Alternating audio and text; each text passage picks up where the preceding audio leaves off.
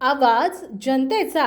वाशिम जिल्हा रिसोड मालेगाव विधानसभा निवडणुकीमध्ये 23 नोव्हेंबर रोजी मतमोजणी संपली आहे। या मतमोजणीमध्ये तिरंगी लढत झाली असून काँग्रेस, शिवसेना आणि अपक्ष यामध्ये ही अत्यंत चुरशीची आणि अतितटीची लढत झाली। यामध्ये काँग्रेसचे जिल्हाध्यक्ष तसेच विद्यमान आमदार अमित पाटील झणक यांनी विजय संपादन करत काँग्रेसचा गड कायम राखला। या दरम्यान मात्र तब्बल 10 जणांचं डिपॉझिटही जप्त झालं। या सर्व निवडणुकीच्या धुमधडाक्यात मात्र रिसोड मालेगाव विधानसभा अंतर्गत काही उच्चशिक्षित मतदारांनी आपला अडाणीपणा दाखवला। मतमोजणी ईव्हीएम मशीनच्या मतमोजणीसह उच्च शिक्षित नोकरी करणारे आणि सीमेवर नोकरी करणारे सैनिक यांचे आलेले टपाल मतदानाची मोजणीही केली जात होती।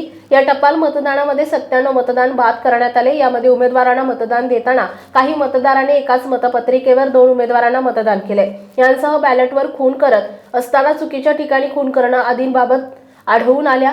यामुळे उच्च शिक्षितांचा या अडाणीपणाचा रिसोड मालेगाव विधानसभेमध्ये विविध प्रकारच्या चर्चा होत आहेत। सामान्य आणि अशिक्षित व्यक्तीकडून असल्या प्रकारच्या घटना घडणं हे साहजिकच आहे, परंतु स्वतःला उच्च विद्याभूषित समजल्या जाणाऱ्यांकडून असला अशिक्षितपणा दाखवला गेला। अशा उच्च शिक्षितांकडून असली अपेक्षा नव्हती अशी चर्चा सामान्य नागरिकांकडून वर्तवली जाते। वाशिम विशेष प्रतिनिधी गणेश पाटील लहाने।